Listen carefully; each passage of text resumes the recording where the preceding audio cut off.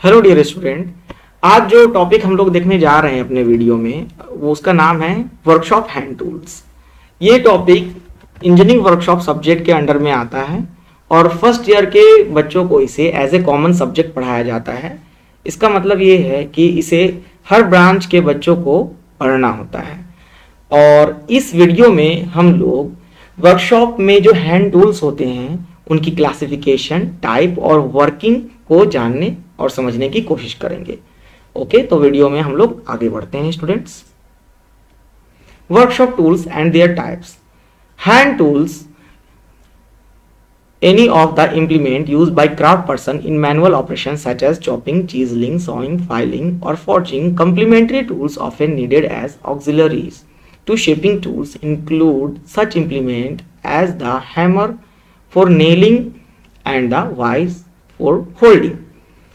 Student यहाँ पे ये कहा जा रहा है जो क्राफ्ट पर्सन है वो जो भी ऑपरेशंस करता है किसी वर्कपीस पे, चाहे वो चॉपिंग हो, चीजलिंग हो, सॉइंग हो, फाइलिंग हो और फॉर्जिंग हो, इसके लिए जो टूल यूज किए जाते हैं उसे ही वर्कशॉप हैंड टूल्स कहा जाता है।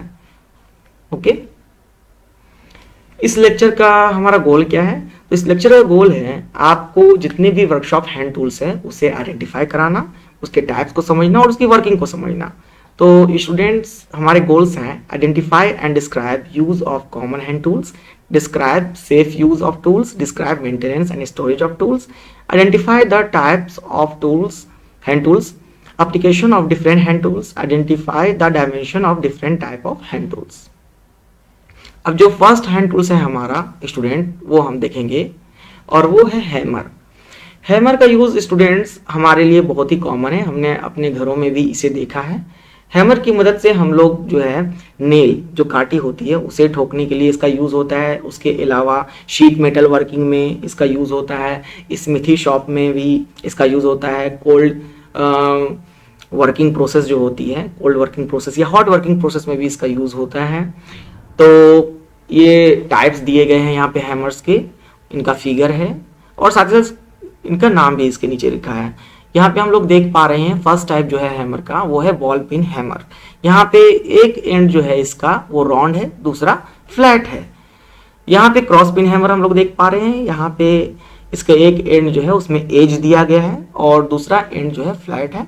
यहाँ पे स्ट्रेट पिन हैमर है, इसमें भी एक साइड जो है वो फ्लैट है और एक साइड में एज दिया गया है। क्लॉ हैमर यहाँ पे इसमें एक साइड क्लॉ दिया गया है और दूसरा साइड फ्लैट है। ये क्लॉ जो है इसे पंजा भी कहा जाता है।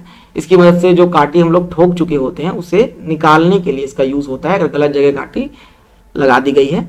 स्लेज हैमर, इसका यूज जो है हम लोग ओल्ड वर्किंग प्रोसेस में करते हैं, स्मिथी शॉप में इसका यूज होता है। उसके अलावा इसकी मदद से हम लोग चीजल जो होता है उसे शीट मेटल वर्किंग में जो शीट को काटने के लिए चीजल की मदद से हम लोग जो काटते हैं उसमें स्लेज हैमर का यूज होता है। ओके, स्टोन वगैरह को तोड़ने में भी स्लेज हैमर का यूज किया जाता है। अब हम लोग अपना नेक्स्ट वर्कशॉप टूल देखेंगे, ये है प्लायर। यहाँ पे हम लोग डिफरेंट टाइप के प्लायर देख पा रहे हैं। इसे घरों में प्लास बोला जाता है, लेकिन एज एन इंजीनियर हम लोगों को टेक्निकल नाम जानना बहुत ज़रूरी है। यहाँ पे ये प्लायर, फर्स्ट प्लायर जो है हमारा वो स्लिप जॉइंट प्लायर है, tongue and groove plier, needle knows plier, locking plier, wire stripper, lineman plier, fencing plier, cutting plier. यहाँ पे इनके नामों से आपको पता चल रहा होगा कि इसकी वर्किंग क्या है।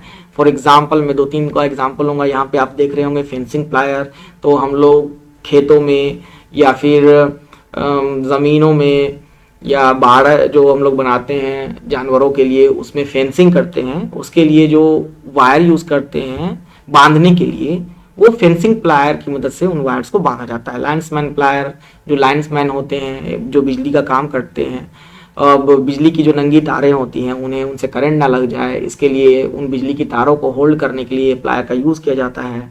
कटिंग प्लायर की मदद से वायर्स को काटा जाता है। वायर स्ट्रिपर्स, जो वायर के ऊपर कवर होता है प्लास्टिक का, उसे निकालने के लिए वायर स्ट्रिपर का यूज़ किया जाता है। इसी तरह से सारे नामों से हमें पता चल सकता है कि इसकी वर्किंग एप्लीकेशन क्या है अगर हम इसे ध्यान से देखें इनके नामों को। ओके, सेकंड, थर्ड वन जो हमारा वर्कशॉप टूल है वो है रिंच।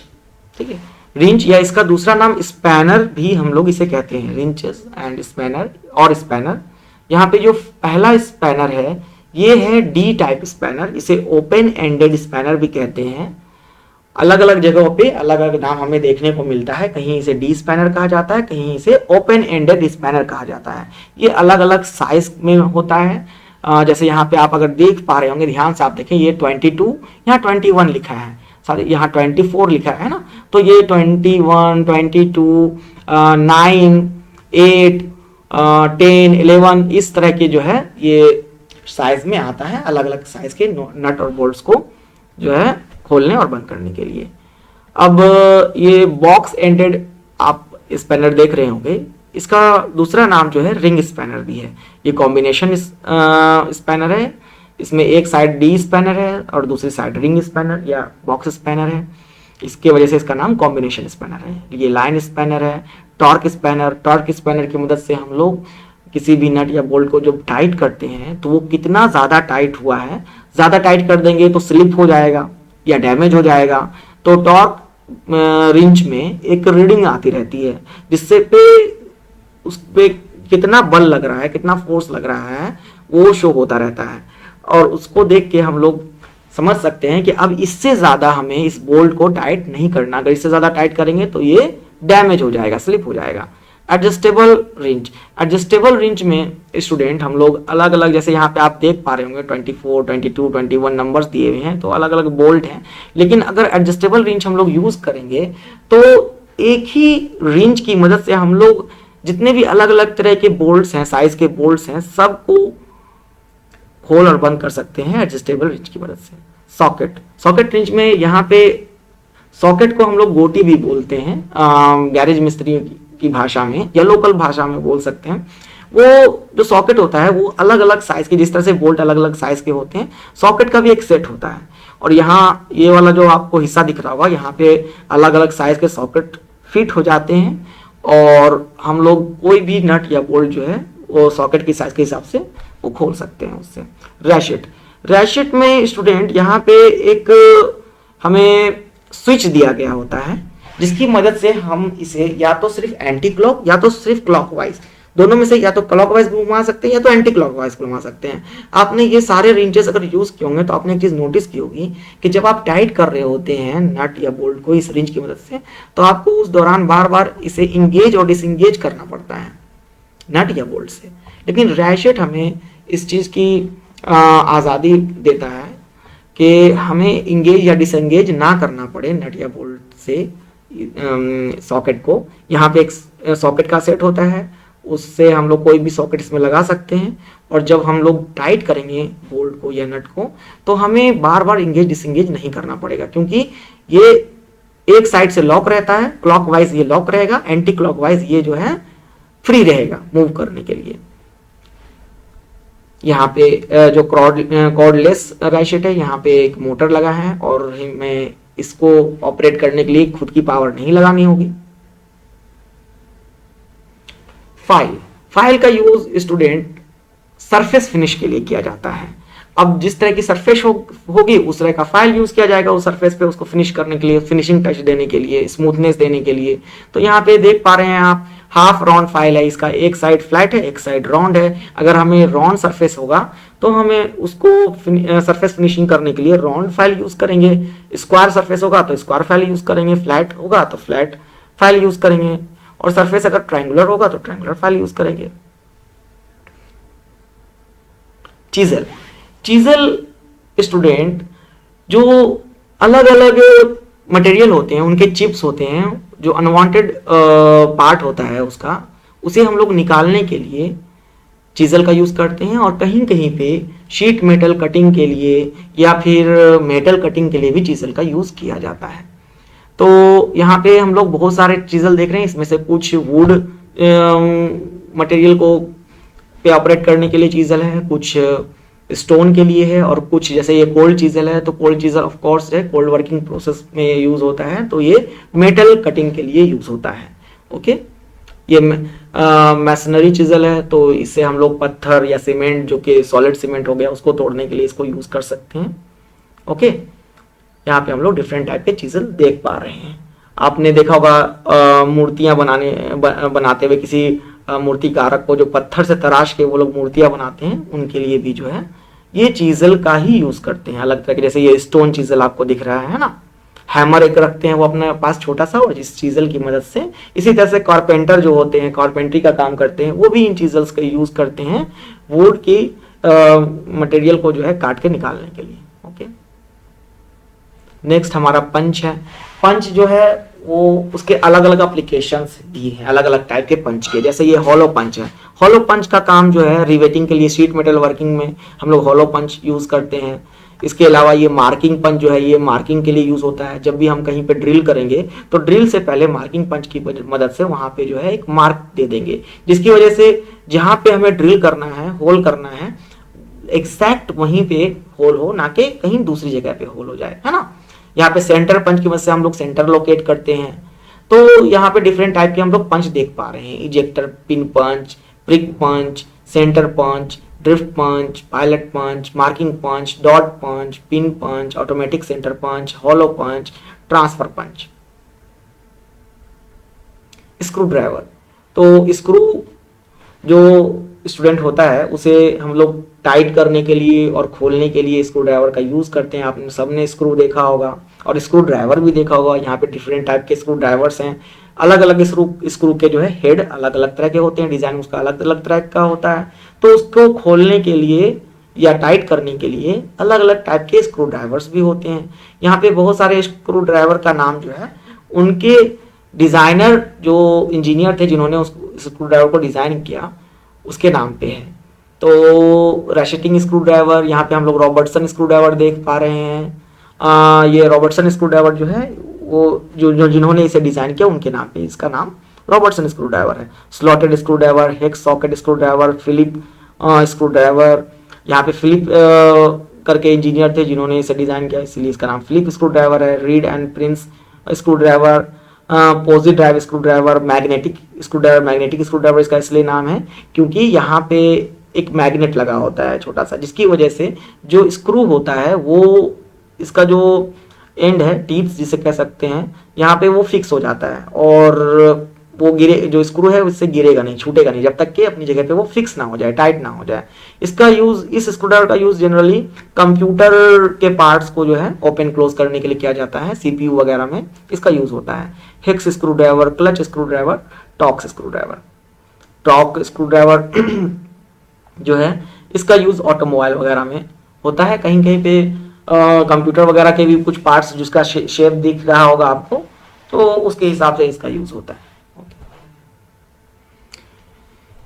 ये जितने वर्किंग टूल्स अभी हम लोग ने देखे, वर्कशॉप टूल्स, उसके अलावा कुछ और भी टूल्स और मेजरिंग डिवाइस है जिसके बारे में हमें जानना जरूरी है स्टूडेंट, जो कि वर्कशॉप के मेन वर्किंग डिवाइस या वर्किंग टूल या मेजरिंग डिवाइस में से एक है। इसमें सबसे पहला हम लोग देख पा रहे हैं एलन की। एलन की, अब यहाँ पे आप लोग फिर सोचेंगे कि ये एलन जो है वो किस हिसाब से इसका नाम है, इसका मतलब क्या है। तो एलन जो है, इनके जो डिजाइन किया है जिन्होंने, उनका नाम है एलन, उन्हीं के नाम पे इसका नाम एलन की रखा गया है। ये भी आपने अभी अपना कभी सीपीयू का अगर कोई स्क्रू देखा होगा तो उसमें जो है इस तरह के डिजाइन होती है जिसको ओपन करने के लिए एलन की का यूज होता है। ठीक इसी तरह से लेथ मशीन वगैरह पे भी इस तरह के स्क्रू या नट हमें मिलते हैं जो कि एलन की से ही ओपन या क्लोज किए जा सकते हैं। ट्राई स्क्वायर, ट्राई स्क्वायर का यूज मेजरमेंट और मार्किंग के लिए किया जाता है। लेटर पंच, आपने पंच पहले ही देख रखा है। यहाँ पे लेटर पंच में नंबर और लेटर दोनों होते हैं इसके बॉक्स में। कभी कभी नंबर हमें अलग बॉक्स में मिलता है, नंबरिंग पंच होता है उसे कहते हैं, और लेटर पंच का बॉक्स अलग होता है। इसमें 0 से लेकर के 9 तक के नंबर्स होते हैं और A से लेकर Z तक के लेटर्स होते हैं। यहाँ पे आप लोग देख पा रहे हैं लेटर्स, है ना। अब इसे हम लोग क्या करेंगे, जैसे कोई शीट मेटल है या फिर कोई मेटल ही है, वहां पे अगर इसे हम लोग रख करके ऊपर से हैमरिंग कर दें तो परमानेंट जो है मार्किंग हो जाएगी। परमानेंट जो है वो अल्फाबेट या वो नंबर जो है वो वहां पे छप जाएगा, फिक्स हो जाएगा। ये इसका यूज जो है आपने चेचिस वगैरह में इसका यूज देखा होगा, चेचिस नंबर वगैरह आपने देखा होगा, तो उस पे लेटर पंच की मदद से ही जो है चेचिस नंबर लिखी जाती है या नंबरिंग पंच की मदद से। वर्नियर कैलिपर एक मेजरमेंट डिवाइस है जो कि वर्कशॉप में होता ही होता है। यहाँ पे इसका डिजाइन इतना ज्यादा कॉम्प्लिकेटेड और इसके फीचर्स इतने ज्यादा हैं कि इस पे एक अलग से वीडियो बनाया जा सकता है। यहाँ पे ये आप देख रहे होंगे, ये वाला हिस्सा जो है, ये अगर आपको किसी सिलेंडर का आउटर डायमीटर अगर मेजर करना है तो उसके लिए होगा। अगर होलो सिलेंडर है तो इससे इनर डायमीटर भी मेजर हो जाएगा। यहाँ पे ये वाला आप जो देख रहे होंगे, इससे किसी सिलेंडर का जो डेप्थ होगा, अगर होलो सिलेंडर उसका डेप्थ कुछ होगा तो वो मेजर हो जाएगा। तो ये एक मेजरिंग डिवाइस है। नेक्स्ट हम लोग ये माइक्रोमीटर, इसकी जो मेजरिंग एक्यूरेसी है वो वर्नियर कैलिपर से भी बहुत ज़्यादा अच्छी मानी जाती है। यहाँ पे आपने इसका रेंज देख सकते हैं, ये 0.01 mm तक जो है, 0.25 mm से लेके 0.01 mm तक का मेजरिंग रेंज जो है इसकी दी गई है, कैपेसिटी दी गई है।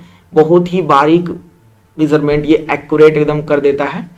फीलर गैज दो इलेक्ट्रोड्स के बीच में, जैसे निगेटिव पॉजिटिव जो इलेक्ट्रोड्स होते हैं आपके स्पार्क प्लग में, उनके बीच में क्या गैप है, वो फीलर गैज की मदद से हम लोग आसानी से उसकी गैप जो है देख सकते हैं।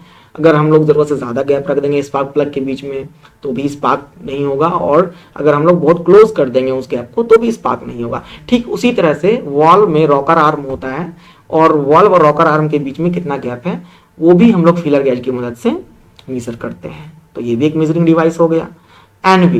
एनविल स्टूडेंट वर्कशॉप में होता ही होता है। ये कोल्ड वर्किंग में भी यूज होता है, हॉट वर्किंग में भी यूज होता है ये। और साथ ही साथ ये जो हम लोग किसी भी वर्कपीस को बनाते हैं उसकी सरफेस फिनिश कैसी है वो इस पे हम लोग, फ्लैट सरफेस का होता है, इस पे रख के हम लोग उसकी सरफेस फिनिश भी चेक कर सकते हैं। इस पे शीट मेटल वर्किंग भी इसी पे की जाती है। तो बहुत तरह की वर्किंग के लिए ये यूज होता है। तो इसी के साथ स्टूडेंट मुझे लगता है कि हम लोगों ने बहुत सारे वर्कशॉप टूल्स, मेजरिंग डिवाइसेस वगैरह कवर किए हैं हमारे इस लेक्चर में, जिसकी मदद से आपको वर्कशॉप टूल्स और मेजरिंग डिवाइसेस को आइडेंटिफाई करने में बहुत ज़्यादा मदद मिलेगी। इस तरह के वीडियोस लगातार आते रहेंगे। आप हमारे चैनल को लाइक, सब्सक्राइब और शेयर ज़रूर से करें। Thank you students.